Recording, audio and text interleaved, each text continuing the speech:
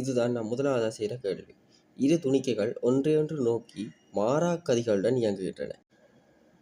அவ்வாறு இயங்கும் போது அவற்றுக்கிடையிலான தூரம் குறைவடையும் வீதம் 6 மீட்டர்/s ஆகும். கேள்வியை நல்லா கவனிக்கணும். தூரம் குறைவடைகிற வீதம் தான் 6 மீட்டர்/s ஆகும். இவை ஒரே திசையில் இயங்கினால், அதே கதியுடன் ஒரே திசையில் இயங்கும் போது அவற்றுக்கிடையிலான தூரம் அதிகரிக்கும் வீதம் 4 மீட்டர்/s.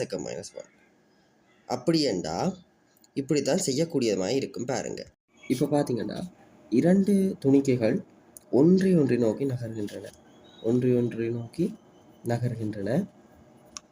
ஒவ்வொரு செகண்டும் 6 மீட்டரால் இந்த இடப்பட்ட தூரம் குறைஞ்சு கொண்டே வருது.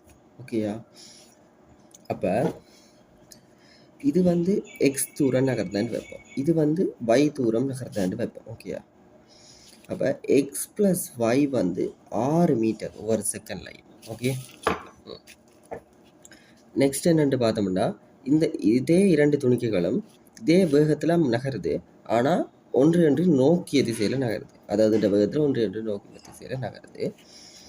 இப்போ இதுக்குள்ளே இருக்கிற இடைவெளி 4 மீட்டரால் அதிகரிக்குது. ஓகே, 4 மீட்டரால் அதிகரிக்குது. அப்படி என்றால் இது எக்ஸ், இது ஒய் என்றால் ஒய் போன அதே அளவு தூரம் எக்ஸ் போயிருக்கணும். அதை விட y கூட போனபடியே தான் 4 மீட்டர் அதிகரிக்குது.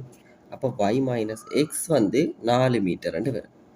இப்போ பார்த்தோம்னா எக்ஸ் ப்ளஸ் ஒய் 6 மீட்டர் இருக்குது. ஏற்கனவே y மைனஸ் எக்ஸ் 4 மீட்டர் இருக்குது. இங்கே மைனஸ் எக்ஸ் இருக்குது, இங்கே ப்ளஸ் எக்ஸ் இருக்குது. அப்போ ரெண்டையும் வெட்டி விட்டால் 2y சமன்,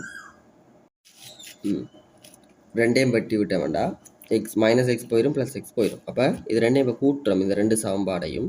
அப்போ 2y சமன் 10 மீட்டர். அப்போ y சமன் 5 மீட்டர். இப்போ இந்த y சமன் 5ன்றதை கொண்டு ஒரு சமன்பாடில் பிரதியிடுவோம். ஓகே, நான் எக்ஸ் ப்ளஸ் ஒய் சமன் 6 மீட்டரில் எக்ஸ் ப்ளஸ் ஒய்க்கு பதிலாக 5 போட்டு சமன் 6 போடுறேன். அப்போ இங்கே இருக்கிற ப்ளஸ் 5 அங்காலம் சமன்பாட்டுக்கு அங்கால போச்சுன்னா மைனஸில் வரும். அப்படி என்றால் இருக்கிற ப்ளஸ் 5 அங்கால 6க்கு சமன்பாடுக்கு அங்கால போச்சுன்னா மைனஸ் வரும். அப்போ எக்ஸ் சமன் 6 மைனஸ் 5, எக்ஸ் சமன் 1. அப்போ இதுக்கான விட எக்ஸ் சமன் 1, y சமன் 5.